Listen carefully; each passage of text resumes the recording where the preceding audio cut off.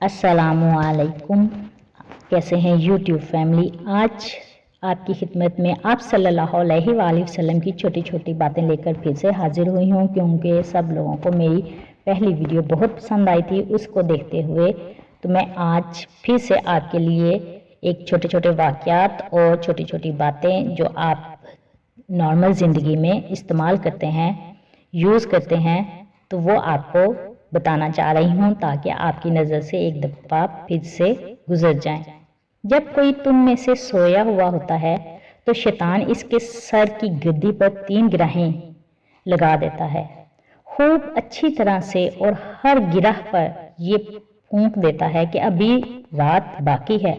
पड़ा सोता रहता है। जैसा कि आजकल सर्दियों के दिन हैं और बिस्तर से निकलने को दिल नहीं करता, लेकिन अगर वो शख्स जाकर अल्लाह का जिक्र शुरू करता है, चाहे आउज़ुबिल्लाहि मिनश्शैतानिर्रजीम पढ़ ले, चाहे बिस्मिल्लाह पढ़ ले, चाहे आयतुल कुर्सी पढ़ ले, उस वक्त कुछ भी जहन में आए, चाहे दुरूद शरीफ पढ़ ले, वो पढ़ ले तो पहली गिरा खुद ब खुद खुल जाती है।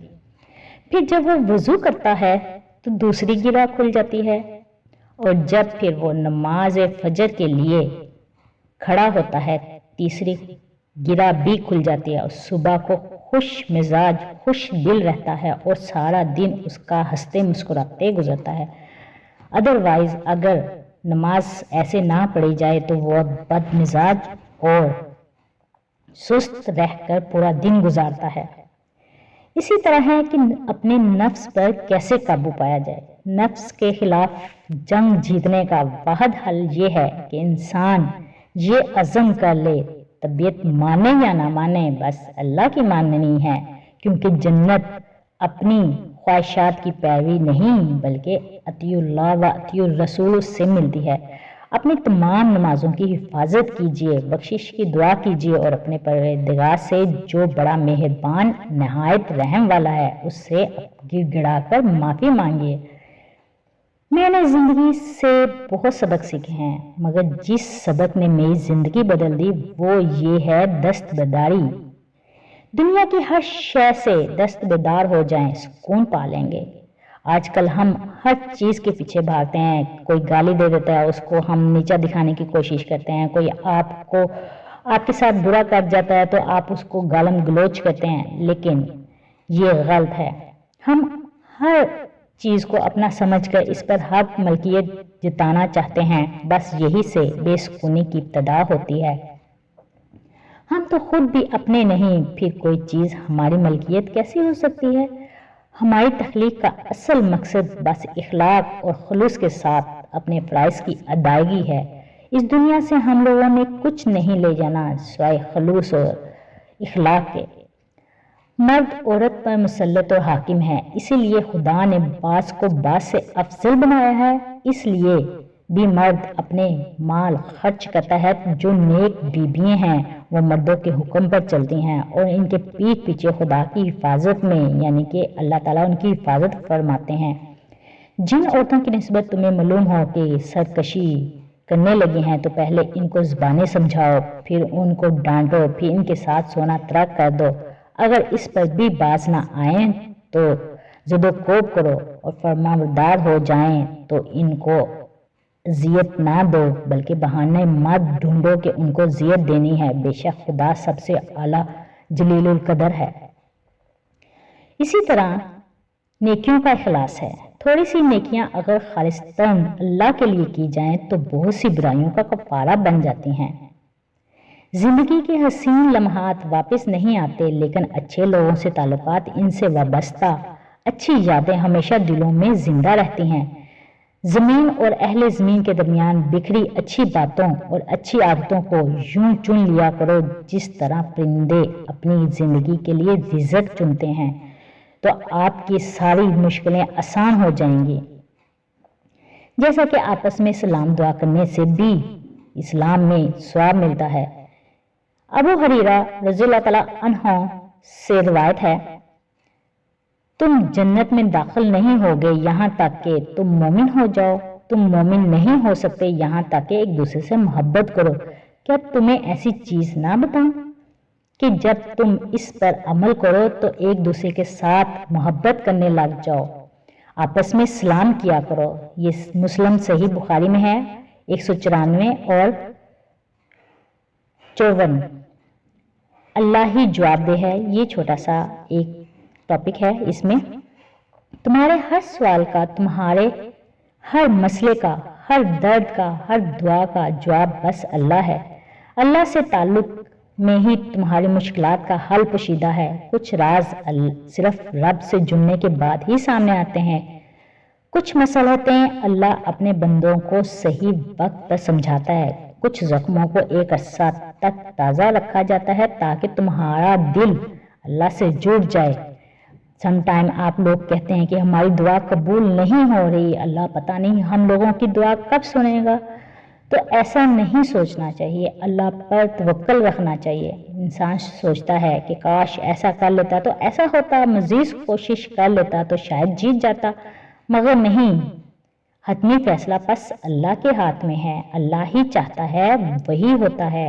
तुम चाहे सारी दुनिया की ताकत इस्तेमाल कर लो, मगर अगर वो ना चाहे तो तुम्हारी कोशिशों से कुछ नहीं होगा।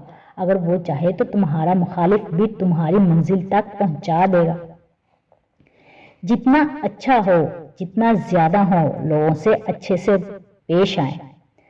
सिरातुल मुस्तकीम, आहिस्ता आहिस्ता इस हकीकत को कबूल करें कि जिंदगी हमेशा हमारी मर्जी के मुताबिक नहीं चलती, क्योंकि वही होता है जो खुदा को मंजूर होता है।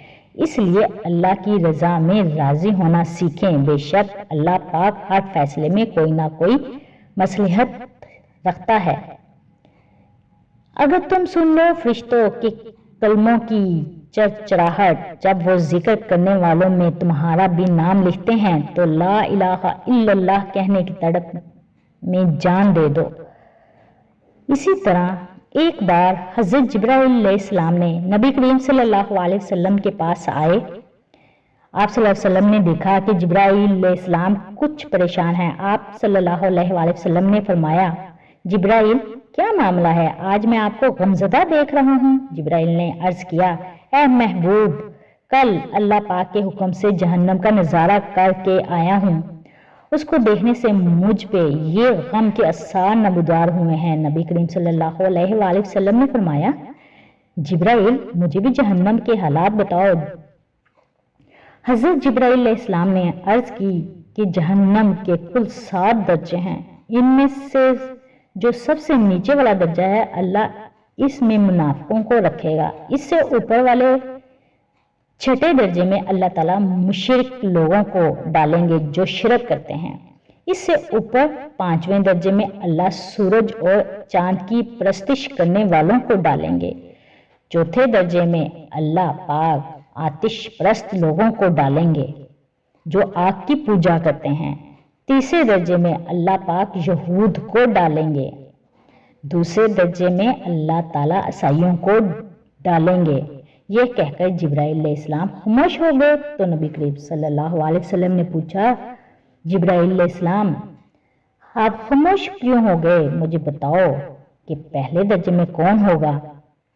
जिब्राइल अलैहिस्सलाम ने अर्ज किया, ए अल्लाह के रसूल, पहले दर्जे में अल्लाह पाक आपके उम्मत के गुनाहगारों को डालेंगे। जब नबी करीम सल्लल्लाहु अलैहि वसल्लम ने यह सुना मेरी उम्मत भी जहन्नम में डाला जाएगा, तो आपने बेहद गमगीन हुए और दुआएं करना शुरू कर दी।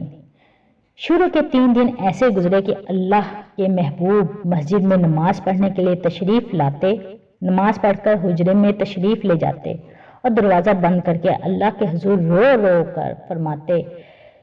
सहाबा कराम हैरान थे कि नबी करीम सल्लल्लाहु अलैहि वसल्लम ये कैसी कैफियत हुई है, मस्जिद से हुजरे से निकलते ही नहीं, घर भी तशरीफ लेकर नहीं जा रहे। जब तीसरा दिन हुआ तो सैयदना अबू बकर रज़ियल्लाहु तआला अन्हु से रहा ना गया। वो दरवाजे पर आए, दस्तक दी और सलाम किया, लेकिन सलाम का जवाब नहीं आया। आप रोते हुए सैयदना उमर रज़ियल्लाहु तआला अन्हा के पास आए और फरमाया, मैंने सलाम किया लेकिन सलाम का जवाब ना पाया, लिहाजा आप जाएं, आपको हो सकता है सलाम का जवाब मिल जाए। आप गए तो आपने 3 बार सलाम किया लेकिन जवाब ना मिला। हज़रत उमर रज़ियल्लाहु तआला अन्हा ने सलाम फारसी को भेजा, लेकिन फिर भी इस्लाम का जवाब न आया। हजरत सलमान फारसी ने वाक़े का तज़किरा हजरत अली रज़ियल्लाहु तआला अन्हु से किया।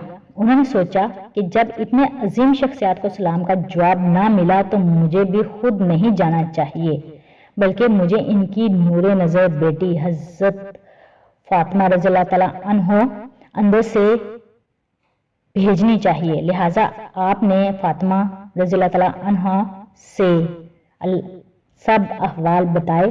आप हुजरे के दरवाजे पर आईं। अब्बा जान अस्सलामु अलैकुम। बेटी की आवाज़ सुनकर महबूबे कायनात उठे, दरवाज़ा खोला और सलाम का जवाब दिया। अब्बा जान, आप पर ये कैसी कैफियत जारी है कि 3 दिन से आप यहाँ तशरीफ़ फरमा है?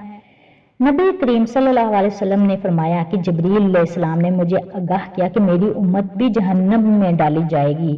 फातिमा बेटी, मुझे अपने उम्मत के गुनाहगारों का गम खाए जा रहा है और मैं अपने मालिक से दुआएं कर रहा हूँ कि अल्लाह इनको माफ़ फरमा दे और जहन्नम से बरी कर दे। आप फिर सजदे में चले गए और रोना शुरू किया। या अल्लाह मेरी उम्मत के गुनाहगारों पर रहम कर इनको जहन्नम से आज़ाद कर दे। कि इतने में हुक्म आ गया, ऐ मेरे महबूब, गम न कर, मैं तुमको इतना अता करूंगा कि आप राजी हो जाएंगे। आप खुशी से खिल उठे और फरमाया, लोगों, अल्लाह ने मुझसे वादा कर लिया है कि वो रोज़े क़यामत मेरी उम्मत के मामले में खूब राजी करेंगे और मैंने इस वक्त तक राजी नहीं होऊंगा जब तक मेरी उम्मत का आखिरी इंसान जन्नत में ना चला जाए। लिखते हुए आंखों से आंसू, पढ़ते हुए आंखों से आंसू जारी हैं।